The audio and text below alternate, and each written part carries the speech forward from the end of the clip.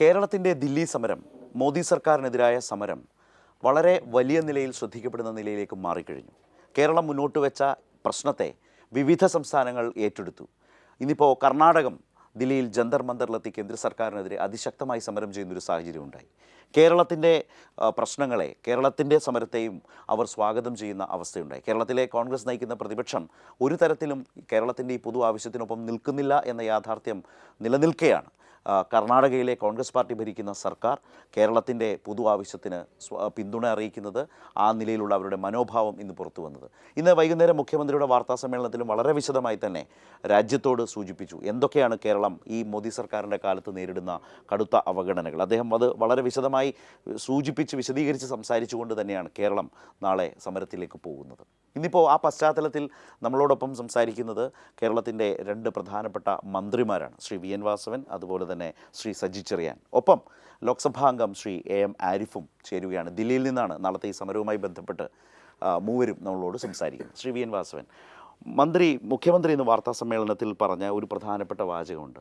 B J P അനുബന്ധ പാർട്ടികളും എല്ലാം കൂടി ചേർന്ന് ഏതാണ്ട് ഒരു 17 സംസ്ഥാനങ്ങളിൽ ഭരിക്കുന്നു. അവിടെ ലാളന, ബാക്കി സംസ്ഥാനങ്ങളിൽ പീഡനം.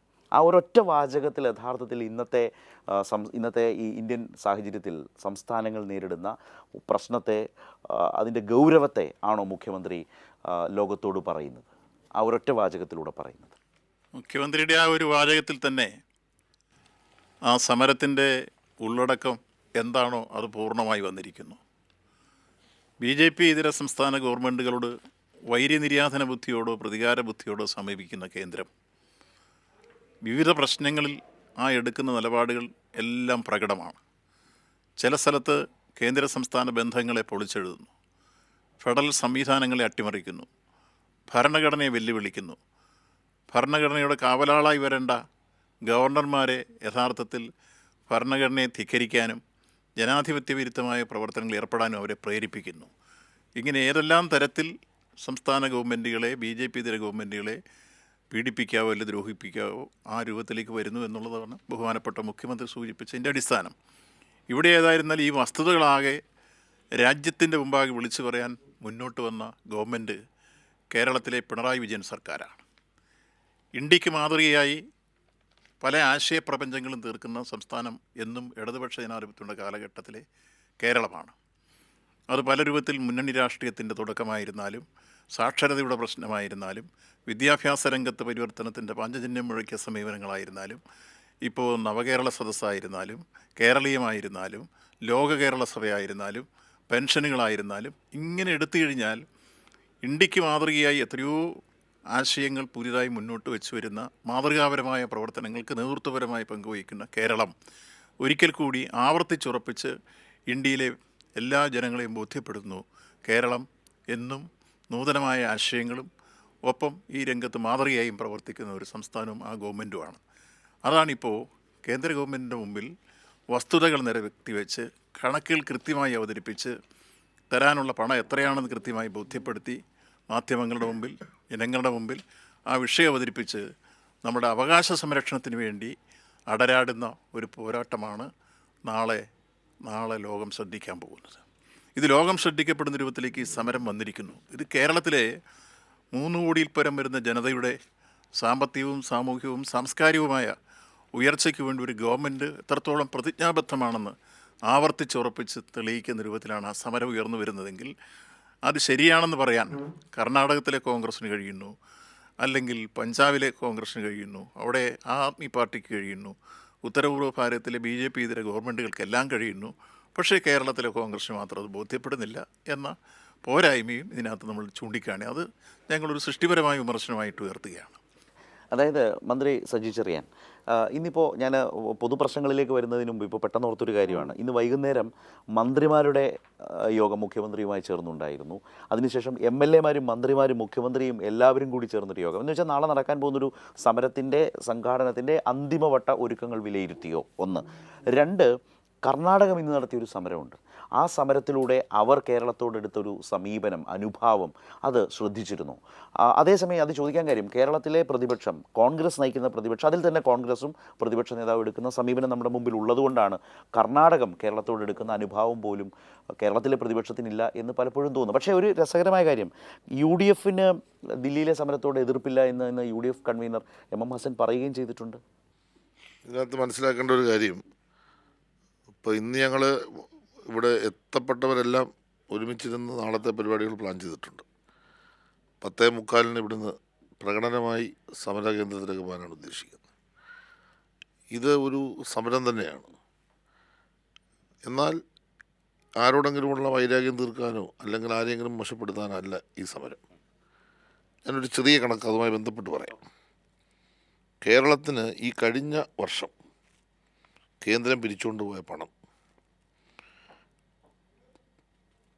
കസ്റ്റംസിൻ്റെ 4662 കോടി, ഇൻകം ടാക്സ് പ്രത്യക്ഷ നികുതി 26,370 കോടി, ഇന്ധന നികുതി സെസ്സും 13,401 കോടി, കേന്ദ്ര GST 35,982 കോടി, 80,365 കോടി രൂപ ഈ സ്റ്റേറ്റിൽ നിന്ന് പിരിച്ചുകൊണ്ടുപോയി. ഇവിടെ 41% തുകയാണ് നമുക്ക് തരുന്നത്. എന്ന് വെച്ചാൽ ഏതാണ്ട് 60% പണം ഒരു ന്യായവുമില്ലാതെ എടുക്കുക. ഇതേതാണ്ട് ഔദാര്യം തരുന്ന പോലാണ് നമ്മുടെ സംസ്ഥാനത്ത് പിരിച്ചുകൊണ്ട് പോകുന്ന പണം ചോദിക്കുകയല്ല, അവകാശമാണ്. അതാണ് ഞാൻ പറഞ്ഞത്, അവകാശപ്പെട്ടത് കിട്ടുക എന്ന ലക്ഷ്യത്തോടു കൂടിയാണ് ഈ സമരം നമ്മൾ സംഘടിപ്പിക്കുന്നത്. അപ്പോൾ അതിൻ്റെ ഭാഗമായിട്ട് ഒരുപാട് തർക്കങ്ങളും ചർച്ചകളും കേരളത്തിൽ നടക്കുന്നുണ്ട്. ഈ സംസ്ഥാനത്തിന് എന്തൊക്കെയാണ് കിട്ടേണ്ടത്, ഒന്നും കിട്ടാനില്ല എന്ന് പറഞ്ഞാണല്ലോ അവിടെ, ഒന്നും തരാനില്ല എന്ന് പറഞ്ഞത്. അതെ, ഇപ്പം നമ്മൾ സുപ്രീം കോടതിയിൽ കേസ് കൊടുത്തിരിക്കുകയാണല്ലോ.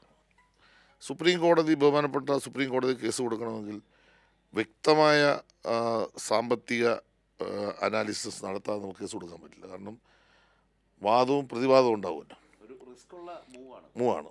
അപ്പം അതിനകത്തൊരു കാര്യം ഞാൻ പറയാം. 10ാം ധനകാര്യ കമ്മീഷൻ നമ്മുടെ സ്റ്റേറ്റിന് തന്നുകൊണ്ടിരുന്നത് 3.89%. 15ാം ധനകാര്യ കമ്മീഷൻ എത്തിയപ്പോൾ 1.92% കുറഞ്ഞു. 18,000 കോടി രൂപയാണ് ഒറ്റയടിക്ക് കട്ടിയിരിക്കുന്നത്. ഇപ്പോൾ 5-10 വർഷത്തെ ദൂരം കാണുമായിരിക്കാം. പക്ഷേ സ്റ്റേറ്റിന് കിട്ടിക്കൊണ്ടിരുന്ന 18,000 കോടി കഴിഞ്ഞ വർഷങ്ങളായി നമുക്ക് ഒരു 10ാം ധനകാര്യ കമ്മീഷൻ മുതൽ 15ാം ധനകാര്യ കമ്മീഷൻ വരുന്ന ഈ വർഷങ്ങൾ ഇപ്പോൾ എത്ര കോടിയാണ് നഷ്ടമായി? ഒരു വർഷമാണ് 18,000 കോടി പോകുന്നത്. റവന്യൂ കമ്മി ഗ്രാൻഡിലെ കുറവ് നമുക്ക് 8,400 കോടി രൂപയാണ് ഈ വർഷം നഷ്ടപ്പെട്ടത്. ഇനി വായ്പ, കഴിഞ്ഞ വർഷം 42,000 കോടി രൂപ വായ്പ കിട്ടി. ഈ വർഷം അത് വെട്ടിക്കുറച്ച് 21,000 ആക്കി. ഇപ്പം ഞാൻ ഈ പറയുന്ന ഒരു കണക്കെന്ന് പറയുമ്പോൾ GST നഷ്ടപരിഹാരം അത് തരേണ്ടതിൻ്റെ ആവശ്യകത എന്താണെന്ന് വെച്ചാൽ, GSTക്ക് അതിൻ്റെ ഭാഗമായി വന്ന നഷ്ടപരിഹാരം 5 വർഷം കൊണ്ട് അത് പൂർണ്ണമായി പരിഹരിക്കപ്പെട്ടിട്ടില്ല. അപ്പോൾ സ്വാഭാവികമായിട്ടും അത് വീണ്ടും നീട്ടേണ്ടതാണ്. അപ്പോൾ ആ വനത്തിൽ കിട്ടേണ്ട 12,000 കോടി. ഇതിനകത്ത് നമ്മൾ കാണേണ്ട പ്രശ്നം ഇത് മാത്രമല്ല. ഇപ്പോൾ UGC ശമ്പള പരിഷ്കരണത്തിൻ്റെ ഭാഗമായി തരേണ്ട 750 കോടി, നഗരവികസന ഗ്രാൻറ്റ് 700 കോടി, ഗ്രാമവികസന ഗ്രാൻറ്റ് 760 കോടി, ഭക്ഷ്യസുരക്ഷാ പദ്ധതി 790 കോടി, ദുരിതാശ്വാസ സഹായം 138 കോടി, സ്റ്റേറ്റ് ഡിസാസ്റ്റർ ഫണ്ട് തരേണ്ടത് 69 കോടി, ക്യാപിറ്റൽ ഇൻവെസ്റ്റ്മെൻറ്റ് സ്പെഷ്യൽ അസിസ്റ്റൻസ് അത് തരുന്നതാണ് 1,925 കോടി, 5,132 കോടി ആ വഴിയിട്ടുണ്ട്. എൻ്റെ കണക്കനുസരിച്ച് സംസ്ഥാന ഗവൺമെൻറ്റിൻ്റെ ഏറ്റവും അവസാനത്തെ ഈ നമ്മുടെ നവകേരള സദസ്സിന് ശേഷം കൂടി നമ്മൾ കണക്ക് കൂട്ടുമ്പോൾ 60,000 മുകളിൽ കോടി രൂപ ഈ കഴിഞ്ഞ ഒരു വർഷം സ്റ്റേറ്റിൽ നിന്ന് കട്ട് ചെയ്തിരിക്കുകയാണ്. പോട്ട് GST നഷ്ടപരിഹാര തുക കുറച്ചാൽ 8,400 കോടി കുറച്ചാൽ ഇനി അവർ പറയുന്നത് അത് ഞങ്ങൾക്ക് തരാൻ കഴിയില്ല, കാരണം രാജ്യത്തെല്ലാ സ്റ്റേറ്റിനും അത് ബാധകമാണ്, നിങ്ങൾക്കത് ബാധകമാണ്. ആയിക്കോട്ടെ, അങ്ങനെയാണെങ്കിൽ 52,000 കോടി കിട്ടണം. 52,000 കോടി രൂപ GST നഷ്ടപരിഹാര കുറവ് അല്ലാതെ തന്നെ കിട്ടണം.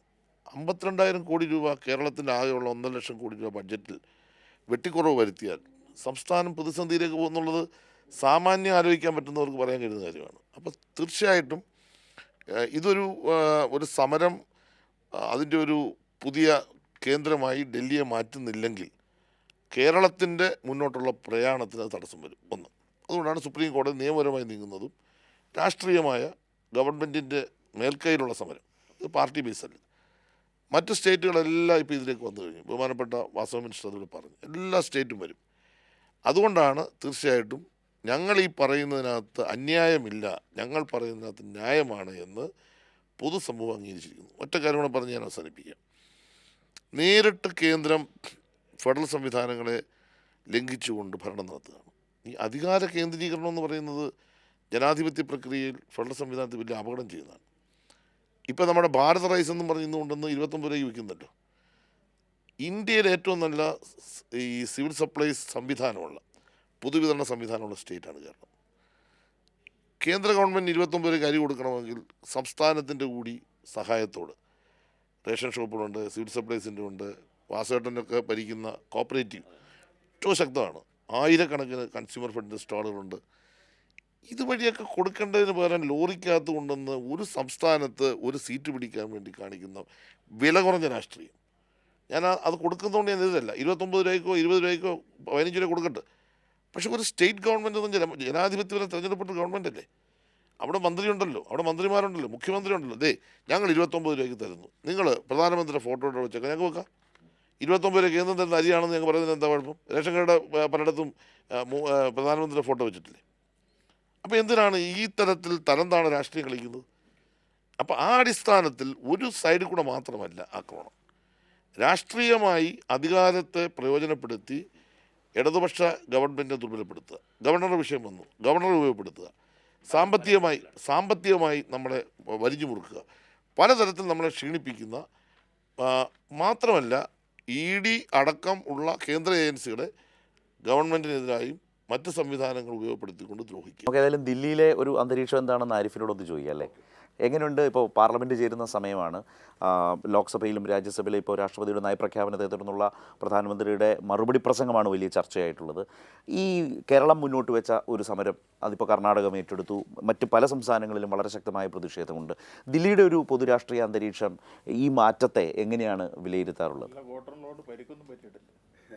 ഏതാണ് അതെ നമ്മുടെ അല്ലെങ്കിൽ അത് സാധാരണഗതിയിൽ നിന്ന് വ്യത്യസ്തമായി ഇത്തവണത്തെ ബഡ്ജറ്റ് ചർച്ച സംസ്ഥാനങ്ങൾ, തമിഴ്നാട്ടിൽ നിന്ന് പങ്കെടുത്ത മുഴുവൻ ആളുകളും നന്നായി നല്ല ഫ്ലുവൻസിയോട് ഇംഗ്ലീഷ് പ്രസംഗിച്ചുകൊണ്ടിരുന്ന ആളുകളടക്കം നല്ല പച്ച തമിഴിൽ ശരിക്ക് കേന്ദ്ര ഗവൺമെൻറ്റിന് DMK ആഞ്ഞടിക്കുകയായിരുന്നു. ആ തമിഴ്നാട്ടിലെ സർക്കാരിനെ തകർക്കാൻ വേണ്ടി നടത്തുന്ന ശ്രമത്തെയാണ് അവർ തമിഴ് ഭാഷയിൽ തന്നെ, കാര്യം നാട്ടിൽ കൂടെ അറിയണമല്ലോ ഇതെന്തൊക്കെയാണെന്നുള്ള വിവരം, ആ നിലയിൽ എല്ലാവരും നന്നായി തമിഴിൽ മൊത്തം പേരും ഇന്ന് ചർച്ചയിൽ പങ്കെടുത്തു. ബംഗാളിൽ നിന്നുള്ള ആളുകളും അവിടുത്തെ സർക്കാരിനെ തകർക്കാൻ നടത്തുന്ന ശ്രമത്തെക്കുറിച്ചും അവരുടെ സാമ്പത്തികമായി പ്രയാസം ഉണ്ടാക്കുന്നതിനെക്കുറിച്ചും അവർ ചർച്ചയിൽ പങ്കെടുത്തു. കേരളത്തിൽ നിന്ന് ചർച്ചയിൽ പങ്കെടുത്തത് ഞാനാണ്. കേരളത്തിൽ നിന്ന് മറ്റേ വലതുപക്ഷത്തിൻ്റെ ഡോക്ടർ ശശി തരൂരാണ് ചർച്ചയിൽ പങ്കെടുത്ത് പറഞ്ഞത്. അദ്ദേഹം സന്ദർഭവശാൽ കേരളത്തിന് ഈ കാര്യത്തെക്കുറിച്ച് ഒരേ ഒരു കാര്യം പറഞ്ഞോളൂ, എയിംസ് തരാമെന്ന് പറഞ്ഞിട്ട് പറ്റിക്കുന്നു എന്നൊക്കെ ഉള്ളൊരു വാചകം മാത്രം കേരളത്തിന് വേണ്ടി പറഞ്ഞോ എന്ന് ചോദിച്ചാൽ പറഞ്ഞു അത് പറഞ്ഞു, മൊത്തത്തിൽ അത് പറഞ്ഞു. അദ്ദേഹം പറഞ്ഞെങ്കിലും അതിനകത്ത് ഇവരുടെ ഈ ബോഗസായിട്ടുള്ള അവകാശവാദത്തെയാണ് അദ്ദേഹം പൊളിച്ചതും. UPA കാലത്തെ വളർച്ചയെക്കുറിച്ചും അതിൻ്റെ കാര്യങ്ങളെ സംബന്ധിച്ചും ഇൻ്റർനാഷണൽ പാരാമീറ്റർ വെച്ചുകൊണ്ട് ഇന്ത്യ വളർന്നു എന്ന് പറയുന്നത് തെറ്റായ കണക്കുകളാണ് എന്നുള്ള അദ്ദേഹത്തിൻ്റെ സാമ്പത്തിക അവലോകനമൊക്കെ ആ നിലയിൽ നല്ലൊരു അതെ അതിലല്ല ഊന്നിയത്. കേരളമല്ല, മറ്റ് സ്റ്റേറ്റുകളിലെയും ഈ സംസ്ഥാനങ്ങളെ വരിഞ്ഞു മുറുക്കുന്നതിന് ഊന്നൽ കൊടുത്തില്ല. മറിച്ച് ഒരു പ്രതിപക്ഷത്തെ വിമർശനം എന്ന നിലയിൽ അദ്ദേഹം നന്നായി അവിടെ പറഞ്ഞിട്ടുണ്ട്. പക്ഷേ പറയേണ്ടിയിരുന്നത് ഇന്ന് സ്റ്റേറ്റുകളെല്ലാം, ഇന്ന് കർണാടക പോലും സമരത്തിൽ വരികയില്ലേ, അതിലേക്ക് പോയിൻ്റ് ചെയ്തായിരുന്നു അദ്ദേഹം പറയേണ്ടിയിരുന്നത്. പക്ഷേ അദ്ദേഹം അതിനല്ല ഊന്നൽ കൊടുത്തത്. ഞാൻ അദ്ദേഹത്തിൻ്റെ മുഴുവൻ സ്പീച്ചും കേട്ടപ്പോൾ എനിക്ക് തോന്നിയത്, മനസ്സിലാക്കാൻ കഴിഞ്ഞത്, അദ്ദേഹത്തിൻ്റെ പ്രസംഗത്തിലുടനീളം ഗവൺമെൻറ്റിനെ വിമർശിച്ചു എന്ന് വെച്ചാൽ നന്നായി വിമർശിച്ചു. പക്ഷേ ഇന്ന് ചർച്ച ചെയ്യപ്പെടേണ്ട ഈ വിഷയങ്ങൾ പറഞ്ഞില്ല. ഇതിലേറ്റവും വലിയ പ്രശ്നം എന്ന് വെച്ച് കഴിഞ്ഞാൽ നമ്മുടെ നീതി ആയോഗിൻ്റെ മുൻ CEO ശ്രീ സുബ്രഹ്മണ്യം വെളിപ്പെടുത്തിയതൊരു വളരെ വലിയ ചർച്ചയ്ക്ക് വിധേയമാക്കേണ്ട ഒരു കാര്യമാണ്. വെട്ടിക്കുറയ്ക്കണമെന്ന് ഇന്ത്യയുടെ പ്രധാനമന്ത്രി ഫൈനാൻസ് കമ്മീഷൻ്റെ ചെയർമാനോട് പറയാൻ ശ്രമിച്ചു എന്ന് പറഞ്ഞാൽ നിസ്സാര കാര്യമല്ല. അപ്പോൾ ഇവിടെ പറഞ്ഞത് അടിവരയിടുകയാണ്, അടിസ്ഥാനപ്പെടുന്ന ഒന്നാണല്ലോ. ഈ കണക്കുകളെല്ലാം ശരിയാണ്. അപ്പം മനഃപൂർവ്വം കുറയ്ക്കാൻ വേണ്ടി എബോവ് 50% വരുമാനത്തിൻ്റെ ടാക്സ് ഷെയറിൻ്റെ 50% വേണമെന്ന് ഗുജറാത്ത് മുഖ്യമന്ത്രി ആയിരുന്നപ്പോൾ ആവശ്യപ്പെട്ടിരുന്ന അതേ നരേന്ദ്രമോദി തന്നെ പ്രധാനമന്ത്രി ആയപ്പോൾ ഈ 40 താഴെയാക്കണം എന്ന നിലയിലേക്ക് ഫിനാൻസ് കമ്മീഷൻ്റെ മേൽ സമ്മർദ്ദം ചെലുത്തി. അപ്പോൾ ഫിനാൻസ് കമ്മീഷൻ യഥാർത്ഥത്തിൽ എന്താ പറയുക, രാഷ്ട്രീയ സമ്മർദ്ദത്തിന് വിധേയമാകുന്നു എന്നതിൻ്റെ ഏറ്റവും വലിയൊരു തെളിവാണ്. ഇന്ന് ഞാൻ പാർലമെൻറ്റിൽ ആ വിവരം ഞാൻ വെളിപ്പെടുത്തിക്കൊണ്ടാണ് സംസാരിച്ചത്. അപ്പോൾ തീർച്ചയായും അത്ഭുതപ്പെടുത്തുന്ന ഒരു കാര്യമാണുള്ളത്. കോൺഗ്രസ്സിലെ അംഗങ്ങൾ ഇപ്പോൾ പാർലമെൻറ്റിൽ നടത്തുന്ന ചർച്ചകൾ, ഇപ്പോൾ ഞാൻ അവിടെ ഫലപ്രദമായി ഇടപെടുന്ന ചില UDF അംഗങ്ങളടക്കമുണ്ട്. അവരെന്താ ചെയ്യുന്നതെന്ന് ചോദിച്ചാൽ, കേരളത്തിന് വേണ്ടി കേരളം മുന്നോട്ട് വയ്ക്കുന്ന ആവശ്യകതയ്ക്ക് ബഹുമാനപ്പെട്ട ധനകാര്യമന്ത്രി മറുപടി പറയുമല്ലോ. അപ്പോൾ ആ മറുപടി പറയുമ്പോൾ നമ്മൾ കേരളം വയ്ക്കുന്ന ഡിഫൻസ് ഉണ്ട്. ആ ഡിഫൻസ് അപ്പാടെ പറയുന്നതിന് പകരം ഊന്നി ഇവർ പറയുന്ന ഈ പച്ചക്കള്ളം എന്ന് തന്നെ പറയാതിരിക്കാൻ പറ്റത്തില്ല. പച്ചക്കള്ളം തന്നെയാണ് ധനകാര്യമന്ത്രി ആവർത്തിച്ച് പറഞ്ഞുകൊണ്ടിരിക്കുന്നത്. നമ്മൾ ഈ യൂട്ടിലിറ്റി സർട്ടിഫിക്കറ്റ് കൊടുക്കുന്നില്ല, CNDG പരിശോധിച്ചുള്ള സർട്ടിഫിക്കറ്റ് കൊടുക്കുന്നില്ല. ഇതൊക്കെ യഥാർത്ഥത്തിൽ പഴയ കാലമൊന്നും അല്ലല്ലോ. ഇത് ഫണ്ട് ഫ്ലോ എന്ന് പറയുന്നത്, ഫണ്ടിൻ്റെ ഫ്ലോ ഇന്ന് പഴയതുപോലല്ല, എല്ലാം സിസ്റ്റം വഴി പോകുന്നതാണ്. അപ്പോൾ അപ്ഡേറ്റ് ചെയ്യുന്നതെല്ലാം ഓരോ ദിവസവും ഓരോ വരവ് ചിലവുകളെല്ലാം മിക്കവാറും അപ്പോൾ തന്നെ ഇവിടെ ഇരുന്നുകൊണ്ട് മോണിറ്റർ ചെയ്യാവുന്ന കാര്യമുള്ളൂ. അപ്പോൾ ഇത് തന്നില്ല, യൂട്ടിലിറ്റി സർട്ടിഫിക്കറ്റ് തന്നില്ല, CNDG വെരിഫൈ സർട്ടിഫിക്കറ്റ് തരുന്നില്ല എന്നൊക്കെ പറയുന്നതിന് ഒരു എന്താ പറയുക, ഒരു സാങ്കേതികവാദം മാത്രമാണ്. അതിൽ തന്നെ കൊടുത്തത് പോലും തരുന്നില്ല, ആക്ച്വലി കൊടുത്ത പോലും തരുന്നില്ല. അപ്പോൾ ഇങ്ങനെ അവർ പറയുന്ന പച്ചക്കള്ളം ആവർത്തിച്ച് പറയാനുള്ള ലീഡിങ് ക്വസ്റ്റ്യനാണ് നമ്മുടെ ഇവിടെ നിന്നുള്ള കോൺഗ്രസിൻ്റെ അംഗങ്ങൾ ചോദിക്കുക. നമ്മുടെ കോടതിയിൽ ചോദിക്കുന്ന ലീഡിങ് ക്വസ്റ്റ്യൻ ഉണ്ടല്ലോ, നമുക്ക് എന്താണോ ആവശ്യമുള്ള മറുപടി, ആ മറുപടി അവരെ കൊണ്ട് പറയിപ്പിക്കാൻ വേണ്ടിയിട്ടുള്ള ലീഡിങ് ക്വസ്റ്റ്യൻ ചോദിക്കും. അതാണ് കോൺഗ്രസ്സിലെ മെമ്പർമാർ ആകെക്കൂടി നമുക്ക് വേണ്ടി ചെയ്യുന്ന സഹായം എന്ന നിലയിലുള്ള പാര.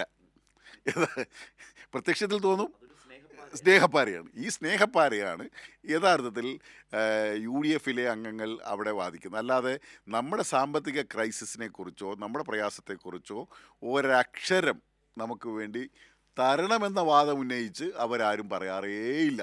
എന്നിട്ട് അവർ പറയുന്നതാ, ഞങ്ങൾ എയിംസ് വേണമെന്ന് പറഞ്ഞല്ലോ, അത് അവരുടെ കോൺസ്റ്റിറ്റ്യുവൻസിയിലെ പ്രശ്നമാണ്. കാര്യം ഇവർ തമ്മിൽ വഴക്കിടും. MK രാഘവനും ഉണ്ണിത്താൻ മെമ്പറും തമ്മിൽ കോഴിക്കോട് വേണോ കണ്ണൂർ വേണോ കാസർഗോഡ് വേണോ എന്നുള്ള തർക്കത്തിൽ അവർ ആവശ്യപ്പെടുകയാണ്.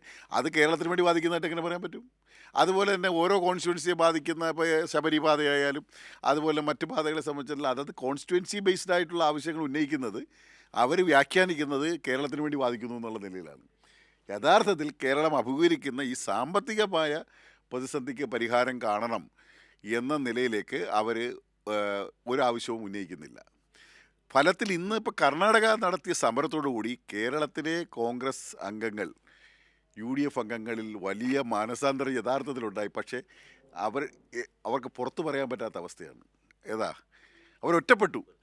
യഥാർത്ഥത്തിൽ അവർക്ക് ഇവിടെ വന്ന് സപ്പോർട്ട് ചെയ്യാൻ പോലും പറ്റാത്ത അവസ്ഥ ഉണ്ടായി. കാര്യം എന്താ, കേരളത്തിലെ സമരത്തെ ഒന്നില്ലെങ്കിൽ ഈ സമരത്തെയും അവർ സപ്പോർട്ട് ചെയ്യേണ്ടി വരും. അപ്പോൾ അവരൊരു വല്ലാത്ത പ്രതിസന്ധിയിൽ കേരളത്തിലെ കോൺഗ്രസ്സിലെ UDF അംഗങ്ങൾ, പാർലമെൻറ്റ് മെമ്പർമാർ അകപ്പെട്ടതാണ് കർണാടക സമരം ഉയർത്തിയ ഒരു പ്രശ്നം. കർണാടക സമരത്തിലേക്ക് തന്നെ വന്നാൽ ശ്രീ വാസവൻ, അതായത് ഇന്നിപ്പോൾ പ്രതിപക്ഷ നേതാവ് അടക്കമുള്ള കേരളത്തിലെ സംഘത്തിന് യഥാർത്ഥത്തിൽ ശരിയായൊരു നിലപാട് സ്വീകരിച്ചിരുന്നെങ്കിൽ അവർക്ക് ഇന്നത്തെ കർണാടക സമരത്തിലും പങ്കെടുക്കാമായിരുന്നു, നാളെ കേരളത്തോടൊപ്പം ചേർന്നും സമരം ചെയ്യാമായിരുന്നു. കോൺഗ്രസ് ദേശീയ നേതൃത്വത്തിന് ഇത് കഴിയുമായിരുന്നു. പക്ഷേ ഇങ്ങനെ ഒന്നും ഒരു തീരുമാനത്തിലേക്ക് പോകാൻ കഴിയാതെ വരുന്നത് വസ്തുനിഷ്ഠ യാഥാർത്ഥ്യങ്ങളെ വിലയിരുത്തി തീരുമാനമെടുക്കുന്നതിലെ ഒരു പ്രതിപക്ഷത്തിൻ്റെ, കോൺഗ്രസിൻ്റെ പാളിച്ചയുടെയും പരാജയത്തിൻ്റെയും പ്രശ്നമാണോ? ഇത് അവരെ സംബന്ധിച്ച് അവർക്കൊരു തിരിച്ചടിയാകുമോ? എന്താണ് വിലയിരുത്തൽ? കേരളത്തിലെ പ്രതിപക്ഷം, വിശേഷിച്ചും കോൺഗ്രസ്, അപക്വമായ രാഷ്ട്രീയ നേതൃത്വമായി മാറിക്കഴിഞ്ഞിരിക്കുന്നു എന്നാണ് പൊതുവിൽ നമുക്ക് മനസ്സിലാക്കാൻ കഴിയുന്നത്. കേരളത്തിൽ തന്നെ എത്രയോ ജോലി ചെയ്യേണ്ട പ്രവർത്തനങ്ങളിൽ അവർ മാറി നിന്നപ്പോൾ അവർ പല രൂപത്തിലുള്ള സൃഷ്ടിപരമായ വിമർശനങ്ങൾക്ക് വിധേയരായി മാറിയിരുന്നു. ഉദാഹരണത്തിന് ലോക കേരള സഭ, അന്ന് യൂസഫ് അലിയുടെ പ്രസംഗം മാത്രം കേട്ടാൽ മതി, എത്രയോ വലിയ രൂപത്തിൽ അദ്ദേഹം, നിങ്ങളെല്ലാം വരുമ്പോൾ ഞങ്ങൾ എത്രയോ വലിയ ആതിഥേയ മര്യാദ കാണിച്ചാണ് നിങ്ങളെയൊക്കെ സ്വീകരിക്കുക, ഞങ്ങൾ മലയാളികളുടെ പ്രശ്നങ്ങളാകെ ചർച്ച ചെയ്യാൻ വേണ്ടി വന്നിരിക്കുന്നൊരു വേദിയിൽ നിങ്ങളുടെ ഉണ്ടായിരുന്നെങ്കിൽ എന്ന് ഞങ്ങൾ ആഗ്രഹിച്ചാൽ അത് തെറ്റാണോ എത്ര ഭവ്യമായിട്ട് അങ്ങനെ അത് ആ വിഷയം അവതരിപ്പിച്ച് ഇവരതിനോട് പുറംതിരിഞ്ഞു നിന്നു. കേരളീയം സംഘടിപ്പിച്ചപ്പോൾ കേരളത്തിൻ്റെ നേട്ടങ്ങൾ ആഗോളമാനത്തിൽ ഉയർത്തി മാർക്കറ്റ് ചെയ്യാൻ കഴിഞ്ഞ എത്രയോ ഭംഗിയായ ഒരു പരിപാടിയായിരുന്നു നടന്നിരുന്നത്. 25ഓളം സെമിനാറുകൾ, ലോകപ്രശസ്തരായ പ്രതിഭാശാലികളായ വ്യക്തിത്വങ്ങൾ പങ്കെടുത്ത് നടത്തിയിട്ടുള്ള കേരളീയം, അതിൽ യഥാർത്ഥത്തിൽ പങ്കാളികളാകാതെ പുറംതിരിഞ്ഞു നിന്നു. വാസ്തവത്തിൽ ഈ കാലഘട്ടത്തിന് യോജിച്ച സമീപനമാണോ അവർ സ്വീകരിച്ചത്? അതുപോലെ കരുതലും കൈത്താങ്ങുന്ന പരിപാടി നാട്ടിലെ ജനകീയ പ്രശ്നങ്ങൾ പരിഹരിക്കാൻ വേണ്ടി മന്ത്രിമാർ പങ്കെടുത്ത് താലൂക്ക് തലങ്ങളിലും ജില്ലാതലങ്ങളിലും സംഘടിപ്പിച്ചു. അവരത് ബഹിഷ്കരിച്ചു. നവകേരള സദസ്സ് ആദ്യം ആലോചിച്ചത് അവരോടായിരുന്നു. അവരത് ബഹിഷ്കരിച്ചു. ഇരമ്പിയാർത്തി വരുന്ന ജനസമൂഹത്തെ കൈരളി തന്നെ എത്രയോ ഗംഭീരമായിട്ട് അത് അവതരിപ്പിച്ചു. കേരള 41 നിയോജകമണ്ഡലത്തിൽ വന്നിരുന്നവർക്ക് ആ ജനങ്ങളോട് അഡ്രസ്സ് ചെയ്യാനുള്ള അവസരം അവർ നഷ്ടപ്പെടുത്തിയില്ലേ? ഏറ്റവും ബുദ്ധിമോശം കാണിച്ച പ്രതിപക്ഷത്തിൻ്റെ ഒരു സമീപനമല്ലേ? ഇതൊക്കെ പറയാനുള്ള അവസരം നഷ്ടപ്പെടുത്തിയില്ലേ? അതേപോലെ തന്നെ വീണ്ടും ഇപ്പോൾ ഈ സമരവുമായി ബന്ധപ്പെട്ട് ബഹുമാനപ്പെട്ട മുഖ്യമന്ത്രി ആദ്യം ആലോചിച്ചത് പ്രതിപക്ഷത്തോടാണ്. പ്രതിപക്ഷ നേതാവിനെയും പ്രതിപക്ഷ ഉപനേതാവിനെയും വിളിച്ചിട്ട് നിങ്ങൾ പറ, ഏത് ദിവസം, ഏത് സമയം, എവിടെ, എങ്ങനെ നടത്താം, ആ അഭിപ്രായത്തിൻ്റെ അടിസ്ഥാനത്തിൽ യോജിച്ച് നമുക്ക് സമരത്തിന് പോവാം. അപ്പോൾ ഇവരെല്ലാം ചോദിച്ചു പോയിട്ട് പിന്നെ പറയാമെന്ന് പറഞ്ഞിട്ട് യഥാർത്ഥത്തിൽ പിന്നീട് കൂടി ആലോചിച്ച് എന്ത് തരത്തിലുള്ള ഒരു സമീപനമാണ് അവർ സ്വീകരിച്ചത്? വീണ്ടും അത് നിഷേധഭാവത്തിൽ സ്വീകരിച്ചില്ലേ? എം പിമാരെ വിളിച്ചുകൂട്ടി മുഖ്യമന്ത്രി സംസാരിച്ച് നിർമ്മലാ സീതാരാമന് നിവേദനം കൊടുക്കുന്നതിൽ ഒപ്പുവെക്കാമെന്ന് പറഞ്ഞു പോയവർ ഡൽഹി വന്നപ്പോൾ സായിപ്പിനെ കണ്ടപ്പോൾ കവാത്ത് മറന്നില്ലേ? ഇങ്ങനെ നിരന്തരമായി ജനകീയ പ്രശ്നങ്ങളോട് പുറന്തറിഞ്ഞു നിൽക്കുകയും ജനങ്ങളെ വെല്ലുവിളിക്കുന്നതിന് സമാനമായ ശൈലിയും സ്വീകരിച്ച കേരളത്തിലെ പ്രതിപക്ഷം യഥാർത്ഥത്തിൽ അപക്വമായ രാഷ്ട്രീയ നേതൃത്വമായി മാറിക്കഴിഞ്ഞിരിക്കുന്നു. ഈ കാലഘട്ടത്തിലെ ചിന്താഗതികൾക്കും ജനകീയ പ്രശ്നങ്ങൾക്ക് പരിഹാരം കാണാൻ പര്യാപ്തമായ നിലപാട് സ്വീകരിക്കുന്നതിനൊക്കെ കേരളത്തിലെ പ്രതിപക്ഷം, വിശേഷിച്ച കോൺഗ്രസ് പിന്നോക്കം പോയിരിക്കുന്നു. അത് ഇന്ന് അവരുടെ പാർട്ടിക്കുള്ളിൽ തന്നെ ചോദ്യം ചെയ്യപ്പെട്ടു തുടങ്ങിയിരിക്കുന്നു എന്നാണ് ഞാൻ മനസ്സിലാക്കുന്നത്. ഇപ്പോൾ ഈ അഭിപ്രായങ്ങളൊക്കെ വരുമ്പോൾ 4 or 5 പ്രതിപക്ഷ നേതാക്കന്മാരുണ്ടാവുന്ന സ്ഥിതിയാണ് കോൺഗ്രസിനുള്ളിൽ തന്നെ കണ്ടുവരുന്നത്. ഇപ്പോൾ കർണാടകത്തിൻ്റെ സമരം നടന്നപ്പോൾ കർണാടകത്തിൽ നിന്ന് ജോർജ് മന്ത്രി, അദ്ദേഹം കേരളത്തിൻ്റെ പ്രശ്നം പരാമർശിക്കപ്പെട്ടു. ഖാർഗെ പാർലമെൻറ്റിൽ സംസാരിക്കുമ്പോൾ കേരളത്തെ മെൻഷൻ ചെയ്തു. കർണാടകത്തിൽ നിന്ന് പിന്നെ മുഖ്യമന്ത്രി ഉൾപ്പെടെ കേരളത്തിൻ്റെ കാര്യം മെൻഷൻ ചെയ്തു. ഇങ്ങനെ ഇപ്പോൾ കർണാടകത്തിൽ നിന്ന് കോൺഗ്രസ്സുകാർ സമരം ചെയ്യുമ്പോൾ അവരുൾപ്പെടെ കേരളം നമ്മൾ പറഞ്ഞത് ശരിയാണെന്ന് പറയുമ്പോൾ അത് മനസ്സിലാകാത്ത കൂട്ടർ കേരളത്തിലെ പ്രതിപക്ഷ നേതാവും അതുപോലെ തന്നെ അവിടുത്തെ കോൺഗ്രസ്സുകാരുമാണ്. അവർക്കിത് മനസ്സിലാകേണ്ടതന്നെ. ബഹുമാനപ്പെട്ട കുഞ്ഞാലിക്കുട്ടി സാഹിബ് നിയമസഭയിൽ ഇപ്രാവശ്യം പ്രസംഗിച്ചപ്പോൾ ഞങ്ങളത് ശ്രദ്ധിച്ചു. അദ്ദേഹം പറഞ്ഞത് ഈ ആശയങ്ങളോട് യോജിപ്പാണ്, പക്ഷേ സമയം വൈകിപ്പോയി, പാർലമെൻറ്റ് തെരഞ്ഞെടുപ്പിന് മുമ്പിൽ വെച്ച് ആയതുകൊണ്ട് ഞങ്ങൾ വരുന്നില്ലെന്ന് അദ്ദേഹം പറഞ്ഞു. അപ്പോൾ അതിൻ്റെ അർത്ഥം UDF പോലും ഈ കാര്യത്തിൽ വ്യത്യസ്ത അഭിപ്രായമുണ്ട്. കോൺഗ്രസ് മാത്രമാണ് ഈ കാര്യത്തിൽ കേരളത്തിലെ ജനങ്ങളെ വെല്ലുവിളിച്ച ഒരു സമീപനം സ്വീകരിച്ചത് എന്ന് നമ്മൾ പൊതുവിൽ കാണേണ്ടതാണ്. യഥാർത്ഥത്തിൽ നമ്മൾ ഈ ഇടതുപക്ഷ ജനാധിപത്യത്തിൻ്റെ ഗവൺമെൻറ് മുന്നോട്ട് വെച്ച, പിണറായി സർക്കാർ മുന്നോട്ട് വെച്ച ആശയം അർത്ഥപൂർണമായി ആഗോളമാനം കിട്ടിയിരിക്കുന്നു, ദേശീയ തലത്തിൽ ശ്രദ്ധിക്കപ്പെടും. ഇപ്പം നാളത്തെ സമരത്തിൽ പങ്കെടുക്കാൻ പോകുന്ന ആരൊക്കെയാണ്? രാജ്യം കണ്ട ഏറ്റവും പ്രഗത്ഭരായ രാഷ്ട്രീയ നേതാക്കന്മാർ. നമുക്കറിയാം, മഹാരാഷ്ട്ര മുഖ്യമന്ത്രിയായിരുന്നു ശരത് പവാർ. കേന്ദ്രത്തിൽ എത്രയോ വകുപ്പുകൾ കൈകാര്യം ചെയ്ത ഏറ്റവും പ്രഗത്ഭനായ ഭരണാധികാരിയാണ് ശരത് പവാർ. അദ്ദേഹം വന്ന് പങ്കെടുക്കുന്നു. പഞ്ചാബിൻ്റെ മുഖ്യമന്ത്രി വന്ന് പങ്കെടുക്കുന്നു. ഡൽഹി മുഖ്യമന്ത്രി വന്ന് പങ്കെടുക്കുന്നു. അതുപോലെ തമിഴ്നാട്ടിൽ നിന്ന് ഗവൺമെൻറ്റിനെ പ്രതിനിധീകരിച്ച് മന്ത്രിമാരെത്തുന്നു, MP ഫറൂഖ് അബ്ദുള്ള എത്തുന്നു. എത്രയോ ഉന്നതന്മാരായ നേതൃത്വ നിരയാണ്. അതുപോലെ കപിൽ സിബൽ വന്ന് പങ്കെടുക്കുന്നു. ഒരുപക്ഷെ കപിൽ സിബൽ വരുന്നത് തന്നെ അഖിലേഷ് യാദവ് പറഞ്ഞു വിട്ട ഒരു പ്രതിനിധി എന്ന രൂപത്തിലായിരിക്കും.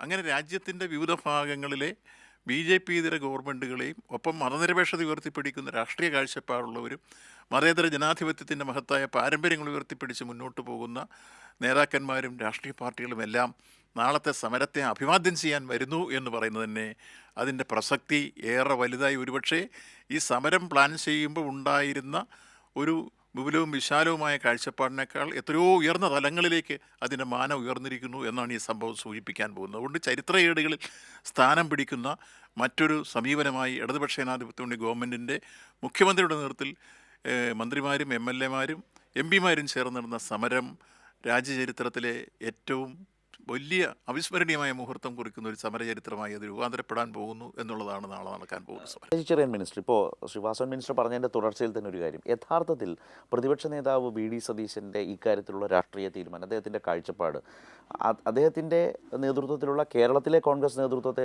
കോൺഗ്രസിനെ മാത്രമല്ല ദേശീയ നേതൃത്വത്തെയും കോൺഗ്രസിനെ ആകെ വെട്ടിലാക്കിയോ? ഇപ്പോൾ അദ്ദേഹം പറഞ്ഞതുപോലെ നിങ്ങൾക്ക് ഈ സമരത്തിലേക്ക് നാളെ വരാൻ പോകുന്നവരെ സംബന്ധിച്ചൊരു കൃത്യമായ പിക്ചർ കിട്ടിയിട്ടുണ്ടെന്നാണ് ഈ പറഞ്ഞതിൽ നിന്ന് എനിക്ക് മനസ്സിലാവുന്നത്.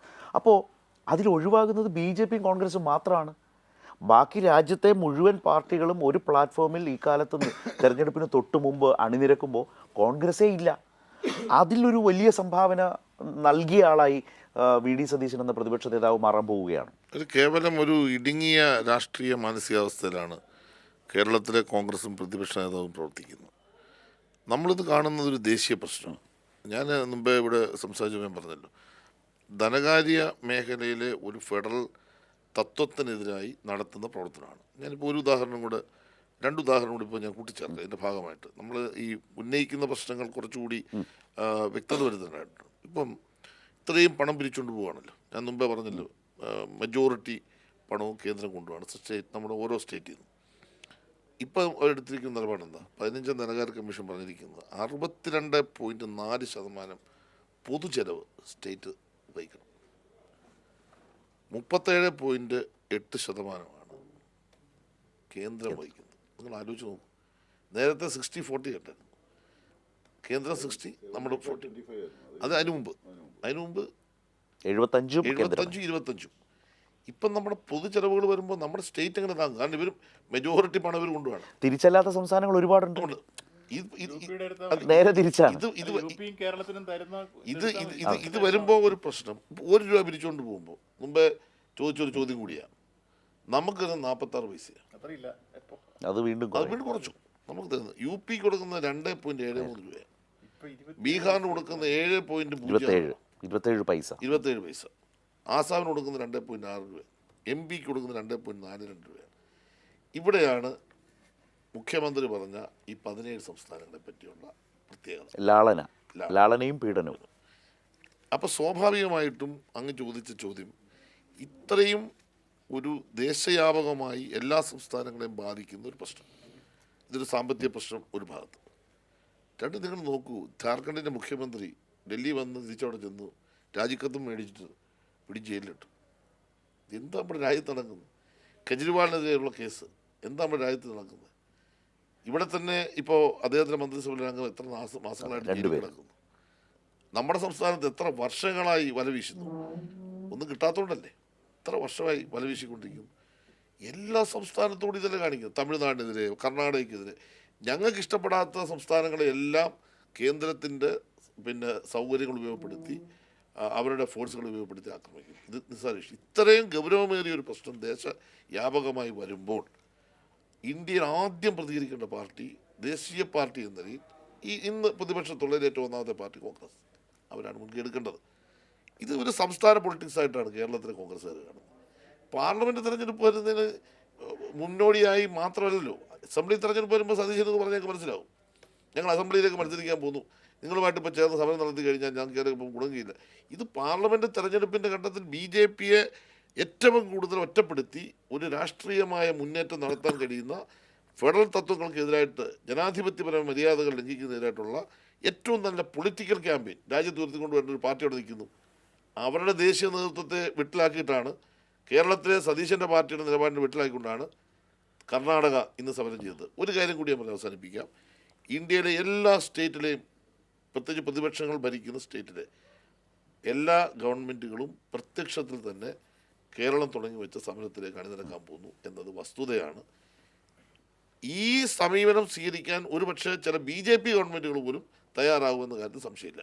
അവർക്ക് അമിതമായ പണം കൊടുക്കുന്നുണ്ടെങ്കിലും വേണ്ടത്ര തരത്തിലുള്ള ഒരു ഡെമോക്രാറ്റിക് ആയിട്ടുള്ള സിസ്റ്റമല്ല.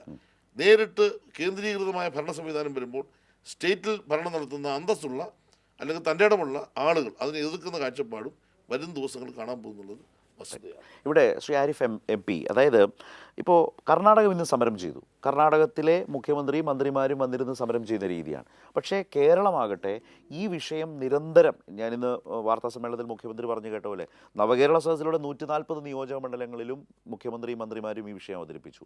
അതിനുശേഷം സുപ്രീം കോടതിയിൽ കേസ് കൊടുത്തു. ഇപ്പോൾ ദില്ലിയിലേക്ക് സമരത്തിന് വരുന്നു. ഇപ്പോൾ ശ്രീ വാസവൻ മിനിസ്റ്റർ പറഞ്ഞ പോലെ എല്ലാ BJP ഇതര മുഖ്യമന്ത്രിമാർക്കും നമ്മുടെ സംസ്ഥാനത്തിൻ്റെ കത്ത് പോകുന്നു. എല്ലാ പാർട്ടികളെയും ഒത്തൊരുമിപ്പിക്കാൻ ഈ അവസരം വിനിയോഗിക്കുന്നു.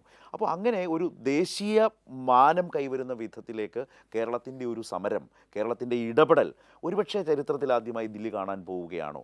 ഇന്നിപ്പോൾ കർണാടക കേരളത്തോട് വളരെ അനുഭാവത്തോടെ പിന്തുണയോടെ സംസാരിച്ചപ്പോൾ മുഖ്യമന്ത്രി ഇന്ന് വാർത്താ സമ്മേളനത്തിൽ അവർക്ക് നന്ദി പറയുകയുണ്ടായി. അവരുടെ ആ നല്ല മനസ്സിന് അവർ പിന്തുണച്ചതിന് നന്ദി പറയുന്നു മുഖ്യമന്ത്രി അടക്കമുള്ളവർക്കെന്ന് കേരളത്തിൻ്റെ മുഖ്യമന്ത്രി പറഞ്ഞൊരു സാഹചര്യം കൂടിയുണ്ട്. അപ്പോൾ ഇതെല്ലാം കേരളം മുന്നോട്ട് വെക്കുന്ന ആശയങ്ങളെ ദേശീയതലം എങ്ങനെ സ്വീകരിക്കുന്നു? നാളത്തെ സമരം ആ നിലയിൽ തന്നെ രാജ്യമാകെ ശ്രദ്ധിക്കുന്ന വിധത്തിലേക്ക് മാറുകയാണ്. അല്ല, ഇത് യഥാർത്ഥത്തിൽ നമ്മളിപ്പോൾ BJP മുന്നോട്ട് വയ്ക്കുന്ന കോർപ്പറേറ്റ് അനുകൂല, അതുപോലെ തന്നെ വർഗീയ ലക്ഷ്യത്തോടു കൂടിയുള്ള ഭരണത്തെ മാറ്റി ഒരു മതേതര ഗവൺമെൻറ് വരുന്നതിന് വേണ്ടിയിട്ട് കൂടിയാണല്ലോ ഇന്ത്യ സഖ്യത്തെ രൂപപ്പെടുത്തിയത്. ആ ഇന്ത്യ സഖ്യത്തെ ശക്തിപ്പെടുത്തുന്നതിന് സഹായകമാകുന്ന ഒരു മൂവ്മെൻറ്റ് കൂടിയാണിത്. യഥാർത്ഥത്തിൽ ആ നിലയിൽ പ്രയോജനപ്പെടുത്താവുന്ന ഒരു മൂവ്മെൻറ്റാണ്. ആ മൂവ്മെൻറ്റിൻ്റെ അതിൻ്റെ രാഷ്ട്രീയം മനസ്സിലാക്കി അതിനെ കൈകാര്യം ചെയ്യുന്ന കാര്യത്തിൽ കേരളത്തിലെ കോൺഗ്രസിൻ്റെ നിലപാട് കൊണ്ട് ദേശീയ രാഷ്ട്രീയത്തിൽ യഥാർത്ഥത്തിൽ അതിനുള്ള സാധ്യതകളെ പ്രയോജനപ്പെടുത്താൻ കഴിയാതെ വരികയാണ്. അല്ലെങ്കിൽ ഈ സമരത്തിൽ കോൺഗ്രസിൻ്റെ ദേശീയ നേതൃത്വം വന്ന് ഉറപ്പായിട്ടും അവർ വന്ന് പിന്നെ അഭിവാദ്യം ചെയ്തുകൊണ്ട് മല്ലികാർജുൻ ഖാർഗെക്ക് കേരളത്തിൻ്റെ നമ്മൾ കത്ത് കൊടുത്തു. വാസ്തവത്തിൽ അവരെ വിലക്കുന്നവര് അവർ വരുമായിരുന്നു. ഞങ്ങൾക്ക് കോൺഗ്രസ്, കേരളത്തിലെ കോൺഗ്രസ് കാണുന്നത് എന്താണെന്ന് വെച്ച് കഴിഞ്ഞാൽ, ഈ നമുക്ക് ലഭിക്കേണ്ട പണം കിട്ടാതെ വരുമ്പോൾ, നമുക്ക് അർഹതപ്പെട്ട പണം കിട്ടാതെ വരുമ്പോൾ, പെൻഷൻ്റെ കാര്യത്തിൽ കുടിശ്ശിക വരും, മറ്റ് ജനങ്ങൾക്ക് കിട്ടേണ്ട ആനുകൂല്യങ്ങളിലെല്ലാം കുറവ് വരും. അത് കുറവ് വന്നാൽ അതിൻ്റെ ക്രെഡിറ്റ് ഞങ്ങൾക്ക് കിട്ടും, അതിൻ്റെ ബെനിഫിറ്റ് ഞങ്ങൾക്ക് കിട്ടും. ഈ ദുഷ്ടലാക്കാണ് 10 വോട്ട്. ഈ 10 വോട്ട് കിട്ടാൻ, ഇത് കിട്ടാതെ വരുന്നത് കേന്ദ്ര നിമിത്തമാണ് എന്ന് പറയാൻ പോയി നിന്നാൽ അത് LDFന് അനുകൂലമായി വന്നാലോ? അപ്പം കിട്ടാതിരിക്കുന്നതിൻ്റെ ഗുണം കിട്ടുക ഏതാ? നോക്കണം, ദുഷ്ടലാക്ക്. ഒരിക്കലും നാട്ടിൽ ഒരുപാട് ചൊല്ലുണ്ട് ഇതിനെ സാമ്യപ്പെടുത്തി. ആങ്ങളെ ചത്താലും വേണ്ടില്ല, നാത്തുൻ്റെ കണ്ണീര് കണ്ടാൽ മതി, അങ്ങനെയുള്ള ഒരുപാട് നമ്മുടെ പഴഞ്ചൊല്ലുകളുണ്ടല്ലോ. അക്ഷരാർത്ഥത്തിൽ കേരളത്തിലെ കോൺഗ്രസ് നേതൃത്വത്തിൽ, ഇപ്പോൾ മറ്റ് കോൺഗ്രസ്സിലെ തന്നെ UDFന് തന്നെ മറ്റെല്ലാവരും അതുപോലെ ഒന്നും പറയാൻ പറ്റത്തില്ല, കോൺഗ്രസിൻ്റെ ഈ VD സതീശൻ്റെ മനോഭാവം അല്ല മിനിസ്റ്റർ, എങ്ങനെ ഈ ചിന്താഗതിയോടെ ഇരിക്കുന്ന ഒരു 18 UDF MPമാരുടെ ഇടയ്ക്ക് എങ്ങനെയാണ് ഈ ആരിഫ് ലോക്സഭയിൽ ഇരിക്കുന്നത്? അതിപ്പോൾ ഏറ്റവും കൂടുതൽ വൈറലായത് ഒരു വീഡിയോ ഉണ്ട്. ഞാൻ ഇന്നലെ എനിക്ക് വീണ്ടും ഒരാൾ അയച്ചത്. 48,000-ലധികം ആൾക്കാർ, 1,00,000-ലധികം ആൾക്കാർ കണ്ട വീഡിയോ ആണ്. ആ കേരയിൽ പ്രശ്നം എന്നെക്കൊണ്ട് പറയിപ്പിക്കാൻ സമ്മതിക്കാതെ ഇവർ 18 പേരും കൂടി വട്ടം നിന്ന് ഒച്ച ഉണ്ടാക്കുകയാണ്. എന്നിട്ട് ഞാനത് പറഞ്ഞു, പക്ഷേ മുഴുവൻ വായിച്ചു. പക്ഷെ ഞാനത് അന്ന് കണ്ടതിന് ശേഷം പിന്നെ കുറച്ച് നാൾ കണ്ടില്ല. ഇന്നലെ എനിക്ക് ഒരു ഗൾഫിൽ നിന്ന് ഒരാൾ അയച്ചു തന്നു. അപ്പോഴാണ് ഇതിനും മാത്രം ആളുകൾ അത് വൈറലായ ഒരു വീഡിയോ. കേരളത്തിൽ നിന്ന് എതിർക്കാൻ BJP MPമാരില്ലാത്തതിന്റെ കേട് അവർ അത് പരിഹരിക്കുന്നുണ്ട്, അത് നന്നായി പരിഹരിക്കുന്നുണ്ട്. യഥാർത്ഥത്തിൽ അവർ കടുത്ത ഭാഷയിലാണ് അവർ പറയുന്നത്. ഒരിക്കലും ഇവർക്ക് ഒരു ദേശീയമായ, അതാണ് ഈ കോൺഗ്രസ് ഇങ്ങനെ ഇത്ര കണ്ട് ദുർബലമാകുന്നത്. അതിൻ്റെ കാരണം ഈ ഇത്തരത്തിലുള്ള ദേശീയ വീക്ഷണം അതിൻ്റെ നഷ്ടപ്പെട്ടുകൊണ്ടിരിക്കുന്നതിൻ്റെ ഫലമായി. അല്ല, ഇപ്പോൾ നമ്മുടെയൊക്കെ ഇവിടെ പലപ്പോഴും ചർച്ച വന്ന പോലെ ഈ പ്രധാനമന്ത്രിയുടെ മറുപടി കോൺഗ്രസിനെ മാരകമായി ഫിനിഷ് ചെയ്യുന്ന വിധത്തിലായിരുന്നു എന്ന് കേട്ടു. കോൺഗ്രസിന് പക്ഷേ യാതൊരു ബുദ്ധിമുട്ടും ഉണ്ടാകാതെ കേട്ടിരുന്നു. ഒരു പ്രധാനമന്ത്രി ഒരിക്കലും പ്രസംഗിക്കാൻ പാടില്ലാത്ത, തികഞ്ഞ നിലവാരമില്ലാത്ത, തികഞ്ഞ നമ്മുടെ നാട്ടുഭാഷയിൽ പറഞ്ഞാൽ വെറും തറയായ ഒരു രാഷ്ട്രീയ പ്രസംഗം അദ്ദേഹം നടത്തിയിട്ട് അത് മുഴുവൻ ഇവർ കേട്ടുകൊണ്ടിരുന്നു. സാധാരണഗതിയിൽ നമ്മളെല്ലാം ചെയ്യുന്നത് എങ്ങനെയാണ്? അത്ര അസഹ്യമാകുമ്പോൾ വാക്കൗട്ട് സഹിച്ചില്ല. എന്നോടൊരു 10 തവണയെങ്കിലും വാക്കൗട്ട് ചെയ്യും, ഒരു നിമിഷം തീർത്തിട്ട്, വാക്കൗട്ട് ചെയ്യും. അത്ര കണ്ടത് നിങ്ങൾ ഇനി അവിടെ വന്നിരിക്കണം പറയുക, മുഖത്ത് നോക്കി കോൺഗ്രസിന്റെ ലീഡറോട് പറയുകയാണ്, ഗാലറിയിൽ ഇരുന്നാൽ നിങ്ങൾക്ക് അവിടെയാണെന്ന്, ഇവിടത്തേക്ക് വരത്തില്ല എന്ന്. എന്നൊക്കെ ഒരു പ്രധാനമന്ത്രി പ്രസംഗിക്കുക എന്ന് പറഞ്ഞാൽ എത്ര നിലവാരം കുറഞ്ഞ പ്രസംഗമാണ്. അതിനെ ഒന്ന് ചോദ്യം ചെയ്യാനോ അതിനെതിരായി പാർലമെൻറ്റിൽ ശബ്ദം ഉയർത്താനോ പോലും ശേഷിയില്ലാത്ത, പ്രതിപക്ഷത്തെ ഒന്ന് ഏകോപിപ്പിക്കാനുള്ള ഒരു ഒരു ഒരു ഫ്ലോർ മാനേജ്മെൻ്റ് ഉണ്ടല്ലോ, അതും കഴിയും. അതൊന്നും ഇല്ലാത്ത ഒരു വളരെ ദുർബലമായ കോൺഗ്രസ്. അപ്പോഴാണ് ഞാൻ ആലോചിച്ചത്, ഈ സ്ഥാനത്ത് ഒരു 10-20 ഇടതുപക്ഷം അതിനകത്തോട്ട് ഒരു 15എങ്കിലും മതിയായിരുന്നു. ഒരു 10 ഉണ്ടെങ്കിൽ, കനലൊരു തരി വരി മതി. 10 ഉണ്ടായിരുന്നെങ്കിൽ എന്തായിരുന്നു ആ പാർലമെൻറ്റിനകത്ത് നടക്കാൻ പോകുന്നത്? ഈ പ്രസംഗം നടക്കുമോ? വളരെ പ്രക്ഷുബ്ധമാകത്തില്ലേ? അപ്പോൾ ആ നിലയിലേക്ക് ഒരു രാഷ്ട്രീയമായ ഏറ്റുമുട്ടലിൻ്റെ വേദിയാണ് ഇന്ത്യൻ പാർലമെൻ്റ് എന്ന് പോലും തിരിച്ചറിയാനാവാത്ത ഒരു നേതൃത്വമായി കോൺഗ്രസിൻ്റെ ഇവിടുത്തെ എനിക്ക് തോന്നുന്നു അവരെ അങ്ങനെ എന്താ പറയുക, ഇത്രയും നിഷ്ക്രിയമാക്കുന്നതിലുള്ള ഒരു വലിയ പ്രചോദനം എന്ന് പറയുന്നത് വി ഡി സതീശൻ തന്നെ ആയിരിക്കും തോന്നുന്നത്. കാര്യം ഇവിടെ ഇങ്ങനെ പറഞ്ഞു പോയാൽ ഇതുങ്ങൾക്ക് നാളെ സീറ്റ് കിട്ടത്തില്ലയോ, ഇതുങ്ങളെ ആക്രമിക്കുമോ എന്നുള്ള ഒരു ഭയം കൂടി ഇവരെ ഭരിക്കുന്നുണ്ടെന്നാണ് എനിക്ക് തോന്നുന്നത്. വാസ്തവത്തിൽ ഈ കോണ്ടെക്സിൽ അവസാനമായി ശ്രീ സജി ചെറിയാൻ, എനിക്കിന്ന് ടെലിവിഷൻ കണ്ടപ്പോൾ സങ്കടം തോന്നി. ഈ ഖാർഗെ എന്ന് പറയുന്നത് ഇന്ത്യ കണ്ട പ്രമുഖരായ ഒരു, പ്രത്യേകിച്ച് പിന്നോക്ക സമുദായത്തിൽ നിന്ന് വന്ന ഒരു വലിയ നേതാവാണ്. അദ്ദേഹത്തിൻ്റെ വിലപ്പെട്ട സേവനങ്ങൾ, സംഭാവനകൾ നമുക്ക് രാഷ്ട്രീയത്തിൽ, രാജ്യത്തിൽ ലഭിച്ച. ബഹുമാനപ്പെട്ട പ്രധാനമന്ത്രി അദ്ദേഹത്തോട് പറഞ്ഞത്, താങ്കൾ ഇനി ഈ പാർലമെൻറ്റ് കാണില്ല, ഗാലറി വന്നിരുന്ന് കാണേണ്ടി വരും. എനിക്കത് സത്യം പറഞ്ഞ സങ്കടം തോന്നി. അത് കഴിഞ്ഞപ്പോൾ ഈ ഖാർഗെയുടെ ഫോട്ടോ ടെലിവിഷൻ കാണിക്കും, വിഷ്വൽ, നിരാശനായി ഒരു മരണാസന്നനായിരിക്കുന്ന ഒരു മനുഷ്യൻ എങ്ങനെ ഇരിക്കും അതുപോലെയാണ് അദ്ദേഹത്തിൻ്റെ ഫോട്ടോ.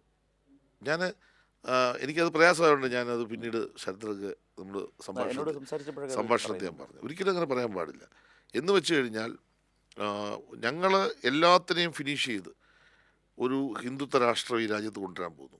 ആ ഒരു മെസ്സേജാണ് അദ്ദേഹത്തിൻ്റെ ആ പ്രസംഗത്തിലൂടെ ഞാൻ കേട്ടത്. ഞങ്ങൾക്കെതിരായിട്ട് ഇനി ആരും ഇവിടെ ഒന്നും സംസാരിക്കേണ്ട കാര്യമില്ല. ഇന്ത്യയിൽ ഒരു പാർട്ടിയായി കോൺഗ്രസിനെ അല്ലെ പ്രതിപക്ഷത്തെ ഇനിയും കാണില്ല. അപ്പം ആ പറഞ്ഞ കാര്യത്തിൽ ഇന്നത്തെ പ്രസംഗത്തിലൂടെയും ഒരു കാര്യം വ്യക്തമായി, ഒരു ഏകാധിപത്യത്തിൻ്റെ ഒരു സ്വരം, ഒരു ഹിന്ദുത്വ രാഷ്ട്രത്തിലേക്ക് പോകുന്നതിൻ്റെ ഒരു സൂചന തീർച്ചയായിട്ടും PM-ൻ്റെ പ്രസംഗത്തിൽ നിന്ന് കാണാൻ കഴിയുമെന്നുള്ള വസ്തുത ഒന്ന്. രണ്ട്, നമ്മുടെ പാർലമെൻറ്റിലേക്ക് പോയ കേരളത്തിലെ അംഗങ്ങൾ, ഇപ്പോൾ ആരിഫ് പറഞ്ഞല്ലോ, ലോകസഭയിൽ ഏതെങ്കിലും ഒരു മീഡിയ ഒരു പ്രസംഗം കവർ ചെയ്യുന്നുണ്ടെങ്കിൽ ആരിഫിൻ്റെ മാത്രമാണ്. ബാക്കി എല്ലാവരുടെയും പറയാനൊന്നും ഇല്ല. അവിടെ എന്തെങ്കിലും പറഞ്ഞാൽ അത് കാര്യമായിട്ട് പത്രക്കാരും അല്ലെ മാധ്യമങ്ങളും എടുക്കാത്തതിൻ്റെ കാരണം ഒരു പൊളിറ്റിക്കൽ കണ്ടൻറ്റുള്ള ഒരു പ്രഭാഷണവും ലോകസഭയിൽ നടത്തുന്നില്ല. ഇനി രാജ്യസഭയിലേക്ക് ചെന്ന് കഴിഞ്ഞാൽ അവിടെയും ലെഫ്റ്റിൻ്റെ ആളുകൾക്കാണ് പ്രാധാന്യം. ഇപ്പോൾ ഉദാഹരണം ബ്രിട്ടാസ് മികച്ച നവാഗത പാർലമെൻറ്ററിനായിട്ട് പോകുന്നു, എളമരം കരീം എല്ലാ കാര്യത്തിലും, ബിനോയ് വിശ്വം, ഞാൻ ഓരോ ആളുകളെ പറ്റി പറയുന്നത്, നമ്മുടെ റഹീം, നമ്മുടെ ശിവദാസന്, നമ്മുടെ സന്തോഷ്. ഞാൻ പറഞ്ഞത് നമ്മുടെ ലെഫ്റ്റിൻ്റെ ജോസ് കെ മാണി, നമ്മുടെ ലെഫ്റ്റിൻ്റെ ആളുകളുടെ പ്രസംഗം വലിയ പ്രാധാന്യത്തോടുകൂടി മീഡിയ കവർ ചെയ്യുന്നത് വെച്ചാൽ പൊളിറ്റിക്കൽ കണ്ടന്റ് ഉണ്ട്. പക്ഷേ ഇവരുടെ ആരുടെയും പ്രസംഗം എന്താ പൊളിറ്റിക്കൽ കണ്ടന്റ് ഇല്ലാത്ത? ആരിഫ് ഇവിടെ പറഞ്ഞ ഒരു കാര്യം വളരെ പ്രധാനമാണ്. എന്ന് വെച്ചാൽ ഒരു ദേശീയ പ്രസിഡന്റിനെ വലിച്ചു കീറി പോസ്റ്റർ ഒട്ടിക്കുമ്പോൾ എഴുന്നേറ്റ് അപ്പളെ ഇത് തെറ്റാണ്, നിങ്ങളുടെ പ്രസംഗം നിർത്തൂ എന്ന് പറയാൻ ഒരു MP ഇന്ത്യൻ പാർലമെൻ്റ് ഉണ്ടോ? കേരളത്തിൽ നിന്ന് 18 മഹാന്മാരോടെ പോയിരിക്കുമല്ലേ. ഞങ്ങളുടെ കൂട്ടത്തിൽ ആരിഫിനെ ഇപ്പോൾ ഒരൊറ്റ ആളിന് ഞങ്ങൾ ആരെങ്കിലും അവിടെ ഉണ്ടെങ്കിൽ ഞങ്ങളുടെ ഒരു നേതാവിനെ ഇങ്ങനെ ഒട്ടിക്കാൻ വന്നാൽ അതേ നമ്പറൊന്നും വേണ്ട, ഒന്നും വേണ്ട, ഞങ്ങളുടെ ഉള്ള ശബ്ദം ഉയർത്തിക്കൊണ്ട് താങ്കളോട് ഇരിക്കാൻ പറയും. താങ്കൾ ഈ പറഞ്ഞത് ശരിയല്ല. ഒരു പാവപ്പെട്ട ഒരു പിന്നോക്ക സമുദായത്തിൽ നിന്ന് വന്നൊരു ദേശീയ നേതാവിനെ പറ്റി നിങ്ങൾ ആക്ഷേപം പറഞ്ഞിരിക്കുന്നത് ഒരു രാഷ്ട്രീയ സാധനം ഇട്ട് കൊടുത്താൽ കത്തത്തില്ലേ? സത്യത്തിൽ കത്തിക്കാൻ പറ്റിയ സാധനമല്ലേ അദ്ദേഹത്തെ പറ്റി പറഞ്ഞത്? ഞാൻ ചോദിക്കട്ടെ, ഇന്ത്യയിൽ ഒരു ഇവർ പറയുന്നല്ലോ പാവങ്ങളോടൊപ്പം ഇവർ നിൽക്കുന്നത്, ഒരു പാവങ്ങളുടെ ഭാഗത്താണ് ഇവർ നിൽക്കുന്നതെങ്കിൽ ഈ തരത്തിലുള്ള ഒരു നേതാവിനെ വ്യക്തിപരമായി ആക്ഷേപിക്കാവും. അത് പറയാൻ, ചോദ്യം ചെയ്യാൻ ഇന്ത്യൻ പാർലമെൻറ്റ് ആരിലുണ്ടോ? പിന്നെ രാഹുൽ ഗാന്ധി ഇപ്പോൾ ഒരു ജാഥയും കൊണ്ട് വരുന്നു, അത് വന്ന വഴി പോയ വഴി ആർക്കും എവിടെ അതൊന്നും പിടിയില്ല. ഇത് ഇവർ പറഞ്ഞതുപോലെ തന്നെ ഇന്ത്യ മുന്നണി എന്ന് പറയുന്നത് ഇപ്പോഴും സാധ്യതയുണ്ടെന്നാണ് എൻ്റെ വീക്ഷണം. ഇപ്പോഴും സാധ്യതയുണ്ട്. കാരണം ഇന്ത്യയിലെ ഭൂരിപക്ഷ സ്റ്റേറ്റിലും BJP ഇതര രാഷ്ട്രീയ പ്രസ്ഥാനങ്ങൾക്ക് ശക്തമായ അടിത്തറയുണ്ട്. ഇപ്പോൾ ബീഹാർ പോലും നിങ്ങളെടുത്ത് പരിശോധിക്കുക, നല്ല ഫൈറ്റ് നടത്തി കഴിഞ്ഞാൽ ബീഹാറിലെ ഭൂരിപക്ഷ സീറ്റും BJP വിരുദ്ധ മുന്നണിക്ക് കിട്ടും, ഒരു സംശയം വേണ്ട. ഇപ്പോൾ അവിടെ വന്ന ആൾ പോയെങ്കിലും സാധ്യതയുണ്ട്, നിന്നയാളുണ്ട്. അതെ, പോയിട്ടില്ല. അപ്പോൾ ഈ ഒരു രാഷ്ട്രീയത്തെ ഫലപ്രദമായി ദേശീയ തലത്തിൽ നമുക്ക് പ്രയോജനപ്പെടുത്താൻ കഴിയുന്നില്ല എന്നത് കോൺഗ്രസിൻ്റെ ദൗർബല്യമാണ്. ഈ ഒരു മെസ്സേജ് കോൺഗ്രസിന് രാജ്യത്ത് കൊടുക്കാൻ കഴിയുന്നില്ല. ആകെ കൊടുക്കാൻ കഴിയുന്നത് CPM വിരുദ്ധ കേരളത്തിലെ കോൺഗ്രസ്സുകാരുണ്ട് നിലപാട് ദേശീയ രാഷ്ട്രീയ നിലപാടായി മാറി. അതുകൊണ്ടാണ് രാഹുൽ ഗാന്ധിക്ക് കേരളത്തിൽ നിന്ന് മത്സരിച്ച് ജയിക്കേണ്ടി വന്നത്. അതുകൊണ്ടാണ് ഒരു ദേശീയ പാർട്ടിയുടെ അവസ്ഥ, ഒരു പ്രതിപക്ഷ പാർട്ടി പോലും അംഗീകാരം നഷ്ടപ്പെട്ട് രാജ്യത്ത് പാർലമെൻറ്റ് ഇരിക്കേണ്ടി വന്നത് എന്നത് ദേശീയ വീക്ഷണത്തെ അവർ മാറിപ്പോയതുകൊണ്ട്. അതുകൊണ്ട് ഇനിയുള്ള സമയം രാഷ്ട്രീയമായി പ്രശ്നങ്ങളെ കൈകാര്യം ചെയ്തുകൊണ്ട് ദേശത്ത് വളർന്നു വരുന്ന പൊതുവായ പ്രശ്നങ്ങൾ ഹൈലൈറ്റ് ചെയ്തുകൊണ്ടുള്ള ഒരു മുന്നേറ്റത്തിന് കോൺഗ്രസ് മുൻകൈ എടുക്കണം. എല്ലാവരെയും യോജിപ്പിച്ചുകൊണ്ടുള്ള ഒരു സമീപനം സ്വീകരിക്കണം. അങ്ങനെ യോജിക്കുമ്പോൾ കേരളം ഉയർത്തുന്ന പ്രശ്നങ്ങളെ അഡ്രസ്സ് ചെയ്യണം. ഞാനിപ്പോൾ ഈ ലാസ്റ്റ് മിനിറ്റും പറയുന്നു, നാളെ ആ സമരത്തിൻ്റെ മുന്നിൽ കോൺഗ്രസിൻ്റെ ഒരാളെങ്കിലും വന്ന്, വേറെ ആരും പറയണ്ട, കേരളത്തിലെ എം പിമാരും പറയണ്ട, പക്ഷേ കോൺഗ്രസിൻ്റെ ഇന്ത്യയിലെ ഏതെങ്കിലും ഒരു നേതാവ് വന്ന് അഭിസംബോധന ചെയ്യണം. അത് ദേശത്തോടുള്ള, രാജ്യത്തോട് കൊടുക്കുന്ന സന്ദേശമായിരിക്കും, BJPക്ക് എതിരായിട്ടുള്ള ഏറ്റവും വലിയ യോജിപ്പിൻ്റെ മെസ്സേജ് ആയിരിക്കും എന്ന കാര്യം കൂടി അവസരത്തിൽ പറയാൻ ഞാൻ ആഗ്രഹിക്കുന്നു. ശരത്തെ, അത് നിങ്ങൾ ഈ കേരളത്തിലെ കോൺഗ്രസ്സുകാർ അവർ പാർലമെൻറ്റിൽ നടത്തിയിട്ടുള്ള സബ്മിഷനുകളുടെ ഡേറ്റാസ് ഒന്ന് എടുക്കണം. നിങ്ങൾ എടുക്കേണ്ട, ഇത് അവൈലബിളാണ്, സൈറ്റിൽ അവൈലബിളാണ്, ഒന്ന് എടുക്കണം. എന്തെന്ന് ഞാൻ പറയാൻ കാരണം എന്ന് വെച്ചാൽ, നരേന്ദ്രമോദി നയിക്കുന്ന BJP ഗവൺമെൻറ്റിനെതിരായി യുദ്ധം ചെയ്യാനാണ് ഞങ്ങൾ അവിടുന്ന് വോട്ട് മാൻഡേറ്റ് ചോദിച്ച് വാങ്ങിച്ചിവിടെ വന്നിരിക്കുന്നത്. പക്ഷേ നരേന്ദ്രമോദിക്കെതിരായിട്ട് എത്ര തവണ പ്രസംഗിച്ചു, സംസാരിച്ചു, പിണറായി വിജയനെതിരായി എത്ര തവണ ഇവർ സംസാരിച്ചു എന്നൊരു കണക്കെടുക്കണം. കണക്കെടുത്താൽ ഒരു കാര്യം കൃത്യമായി ബോധ്യപ്പെടും, ഇവർ കേരളത്തിലെ പ്രതിപക്ഷമായിട്ടാണ് ഇപ്പോഴും ഇരിക്കുന്നത്, ലോക്സഭയിലും. അവിടെ ഞാൻ ഇന്നലെ ഒരു ചർച്ചയിൽ പറഞ്ഞപ്പോൾ പിച്ചി മാന്തി ഞോണ്ടി ഞങ്ങൾക്ക് അത് തരുന്നില്ല, ഇത് തരുന്നില്ല, ഇവിടെ വന്ന് വഴക്ക് പറയുക. ഇതിന് ഒരു ഉദാഹരണത്തിന് ശബരിമലയിൽ പിന്നെ തിക്കും തിരക്കും ഉണ്ടായല്ലോ. തിക്കും തിരക്കും ഉണ്ടായപ്പോഴത്തേക്ക് ഒരു പാർലമെൻറ്റ് അംഗം പിന്നെ 1 മിനിറ്റ് ചോദിച്ചു സംസാരിക്കാൻ വേണ്ടി ചോദിച്ചിട്ട് പറയുകയാണ്, നവകേരള സദസ്സിൻ്റെ പ്രൊട്ടക്ഷന് വേണ്ടി പോലീസ് പോയിരിക്കുന്നതുകൊണ്ട് പോലീസിൻ്റെ എണ്ണം കുറവായതുകൊണ്ടാണ് അവിടെ ശബരിമലയിൽ പ്രശ്നം ഉണ്ടായിരിക്കുന്നത്. എത്ര ആയിരക്കണക്കിന് പോലീസുള്ള ഒരു പോലീസ് സേനയിൽ അതിലെ 1% പോലും നവകേരള സദസ്സുമായി ബന്ധപ്പെട്ട കാര്യങ്ങൾക്ക് പോകുന്നില്ല. മനസ്സിലായി. കറക്റ്റ്. അപ്പോൾ ആ നിലയിൽ ഇവർ ഇവിടെ വന്നിട്ട് ഫൈറ്റ് ചെയ്യേണ്ടത് നരേന്ദ്രമോദിക്കെതിരായിട്ടാണ്, അവരുടെ നയങ്ങളെയാണ്. പ്രതിപക്ഷ ജോലി അതാണ്, പ്രതിപക്ഷ ധർമ്മം അതാണ്, ദൗത്യം അതാണ്. ആ ദൗത്യം മറന്ന് അവർ കേരളത്തിലെ പ്രതിപക്ഷമാണെന്നുള്ള നിലവിട്ട് ഇപ്പോഴും മാറാൻ അവർക്ക് കഴിഞ്ഞിട്ടില്ല. അത്ര വളരെ സങ്കുചിതമായ, വളരെ പ്രിമിറ്റീവായിട്ടുള്ള, വളരെ ദുർബലമായ ഒരു ആശയം വെച്ചുകൊണ്ടാണ് ഇവരും പ്രവർത്തിക്കുന്നത്. അതിന് കാരണം ഞാൻ വേറൊന്നുമല്ല, അവിടുത്തെ കോൺഗ്രസ് നേതൃത്വത്തിൻ്റെ ആ നിലപാടിന് ഒപ്പിച്ച് നിൽക്കുകയാണ് ഇവർ. അവർ പലർക്കും വ്യത്യസ്ത അഭിപ്രായമൊക്കെ ഉണ്ട് കേട്ടോ, ഇല്ലെന്നൊന്നും പറയാൻ പറ്റത്തില്ല, പക്ഷേ അവർക്കിവിടെ പ്രകടിപ്പിക്കാൻ പറ്റത്തില്ല എന്ന അവസ്ഥയാണ് ഉള്ളത്. അപ്പോൾ ശ്രീ VN വാസവൻ, അവസാനത്തെ നമുക്ക് ഈ ചർച്ച അവസാനിപ്പിക്കുന്ന ഒരു ഘട്ടത്തിൽ, നാളത്തെ ഈ വലിയൊരു സമരം, കേരളത്തിൻ്റെ പ്രതിഷേധം, അത് കഴിയുന്നതോടെ, ഇപ്പോൾ എൻ്റെ ഒരു ദേശീയ രാഷ്ട്രീയ സാഹചര്യത്തെക്കുറിച്ച് പറഞ്ഞു, കേരളത്തിൽ നിലനിൽക്കുന്ന രാഷ്ട്രീയത്തെക്കുറിച്ചു, പ്രതിപക്ഷം, കോൺഗ്രസ് നയിക്കുന്ന പ്രതിപക്ഷ നേതാവ് അവരുടെ രാഷ്ട്രീയ സമീപനത്തിൽ ഉണ്ടാകുന്ന പാളിച്ചകൾ ചൂണ്ടിക്കാട്ടി, നാളത്തെ ഈ സമരത്തോടെ യഥാർത്ഥത്തിൽ താങ്കൾ കാണുന്ന ഒരു രാഷ്ട്രീയ കാഴ്ച എന്താണ്? കേരളം പകരാൻ പോകുന്ന ഒരു ദിശാബോധം എന്നൊന്ന് ഉണ്ടാവുമോ? കേരളം തകരാൻ പോകുന്ന പ്രതീതി ഉണ്ടാവില്ലെന്ന് മാത്രമല്ല, നമ്മൾ നാളെ നടത്തുന്ന സമരത്തോടു കൂടി കേരളത്തിലെ മഹാഭൂരിപക്ഷം ജനത തങ്ങളുടെ സാമ്പത്തികവും സാമൂഹികവും സാംസ്കാരികവുമായ ഉന്നമനത്തിന് വേണ്ടി പ്രതീക്ഷയോടുകൂടി ഈ മുന്നണി ഗവൺമെൻറ്റിനെ നെഞ്ചേറ്റുന്നൊരവസ്ഥയായിരിക്കും വീണ്ടും ഉണ്ടാവുക. മറ്റാരെയും ആശ്രയിക്കാനില്ല എന്ന നിഗമനത്തിലേക്ക് എത്തും. ഇതിന് ദേശീയ രാഷ്ട്രീയത്തിലും വലിയ മാനം വരികയാണ്. ആ ദേശീയ രാഷ്ട്രീയത്തിലെ മാനം നമ്മൾ തിരിച്ചറിയേണ്ടത്, കോൺഗ്രസിന് യഥാർത്ഥത്തിൽ രാഷ്ട്രീയ നേതൃത്വം അപക്വമാണെന്ന് ഞാൻ മുമ്പേ ആവർത്തിക്കുന്നു. പഞ്ചാബിലെ തെരഞ്ഞെടുപ്പ്, മധ്യപ്രദേശിലെ തെരഞ്ഞെടുപ്പ്, 2 സ്റ്റേറ്റുകൾ യഥാർത്ഥത്തിൽ ഇവരുടെ കയ്യിലിരിപ്പ് കൊണ്ട് മാത്രം നഷ്ടപ്പെടും. അല്ല, രാജസ്ഥാൻ കാറ്റഗറിയാണ്. അപ്പോൾ ഞാൻ പറഞ്ഞത്, ഈ കാര്യത്തിൽ രാജസ്ഥാനും നമ്മുടെ ഇപ്പുറത്ത് മധ്യപ്രദേശും ഒക്കെ നഷ്ടപ്പെട്ടത് ആരുടെ കയ്യിലിരിപ്പ് കൊണ്ടാണ്?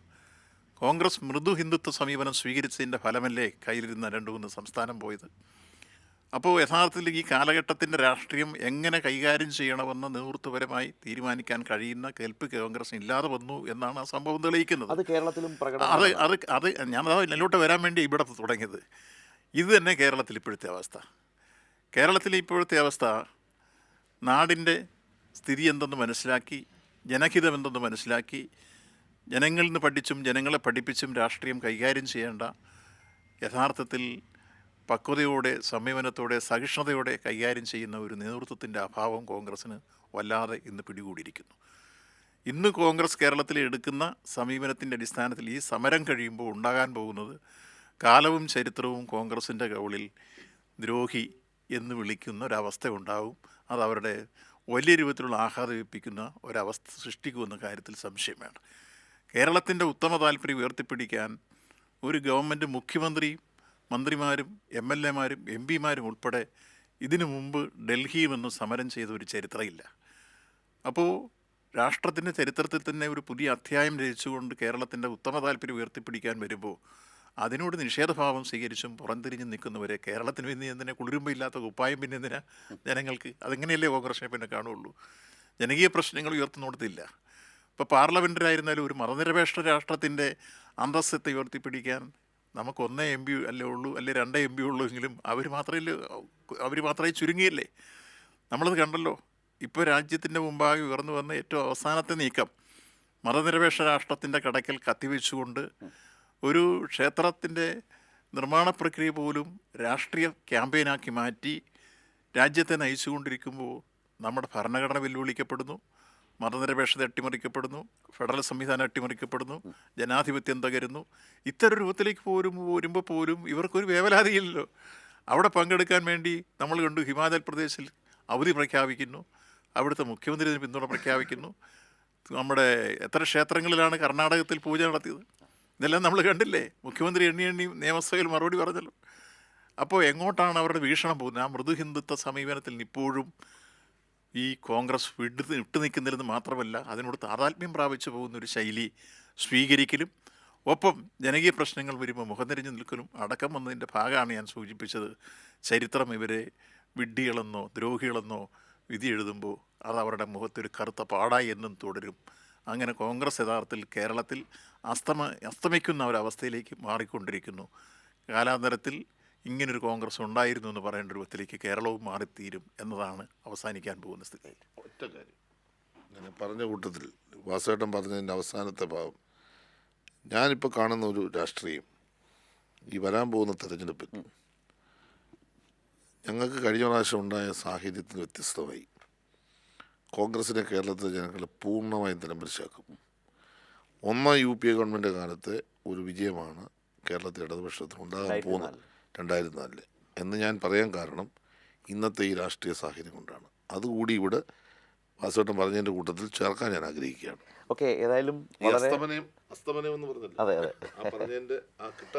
2004 തുടർച്ച, ഒരു ആവർത്തനം യഥാർത്ഥത്തിൽ ലോക്സഭാ തിരഞ്ഞെടുപ്പിൽ കാണാൻ പോകും എന്ന നിലയിലേക്കുള്ള ഒരു രാഷ്ട്രീയ ആത്മവിശ്വാസം മന്ത്രിമാരും ഈ നേതാക്കളും പങ്കുവെക്കുന്നു.